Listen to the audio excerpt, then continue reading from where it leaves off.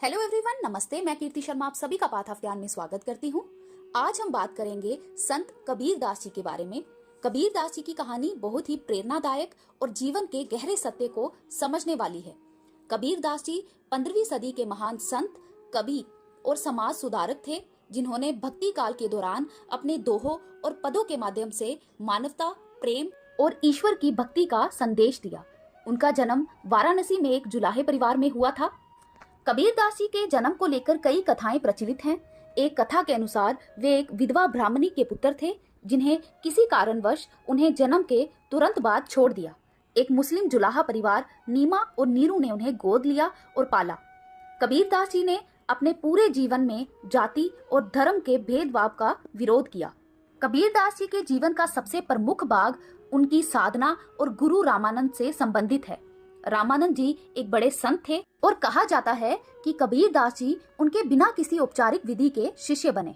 एक प्रसंग में कहा गया है कि कबीर दास जी रामानंद के मार्ग में जाकर लेट गए और जब रामानंद जी ने उन्हें राम राम कहकर पुकारा तो कबीर दास जी ने इसे अपना दीक्षा मंत्र मान लिया।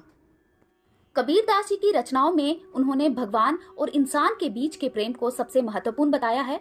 वे मूर्ति पूजा, तीर्थ यात्रा, जातिवाद और पाखंडों का विरोध करते थे। उन्होंने सच्चे ईश्वर की भक्ति पर जोर दिया, जो मंदिरों और मस्जिदों से परे हैं। कबीर दास जी का कहना था कि ईश्वर हर जगह है और उन्हें पाने के लिए सच्चे दिल से भक्ति की आवश्यकता है, ना कि बाहरी आडंबर की।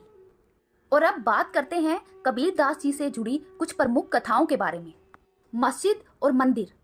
एक बार किसी ने कबीर दास जी से पूछा कि वो मस्जिद क्यों नहीं जाते, जबकि वे मुस्लिम जुलाहे परिवार से हैं। कबीर दास जी ने उत्तर दिया कि ईश्वर ना ही मस्जिद में है, ना ही मंदिर में। ईश्वर तो हमारे दिल में वास करते हैं। उनका मानना था कि हर इंसान के भीतर ही ईश्वर का निवास है, इसलिए उन्हें बाहर ढूंढने की आवश्यकता नहीं है। साधु और साध्वी की परीक्षा। एक बार कबीर दास जी ने देखा कि कुछ लोग साधु बनकर समाज में भिक्षा मांग रहे हैं, जबकि उनके हृदय में सच्ची भक्ति नहीं थी। उन्होंने उन्हें सिखाया कि साधु या साध्वी का बाहरी रूप नहीं, बल्कि उनके भीतर की भक्ति और ईश्वर के प्रति निष्ठा महत्वपूर्ण है। मृत्यु और अंतिम सत्य। कबीर दास जी ने एक बार कहा था, माया मरी न मन मरा, मर मर गया शरीर, आशा तृष्णा न मरी, कह गए दास कबीर। इस दोहे में उन्होंने बताया है कि शरीर की मृत्यु होती है, लेकिन मन और माया कभी नहीं मरती। उनका मानना था कि सच्चे आध्यात्मिक ज्ञान के बिना व्यक्ति मृत्यु के चक्कर से मुक्त नहीं हो सकता। कबीर दास जी की मृत्यु के बाद भी उनके अनुयायियों में मतभेद हुआ। हिंदू उन्हें हिंदू मानते थे, जबकि मुसलमान उन्हें मुस्लिम मानते थे। ये कहा जाता है कि उनकी मृत्यु के बाद उनके शव को लेकर भी विवाद हुआ, लेकिन जब उनके शव पर से कपड़ा हटाया गया तो वहां फूलों का ढेर मिला। इस घटना से ये संदेश मिला कि कबीर दास जी के विचार दोनों धर्मों से ऊपर थे और वे मानवता के सच्चे प्रतीक थे।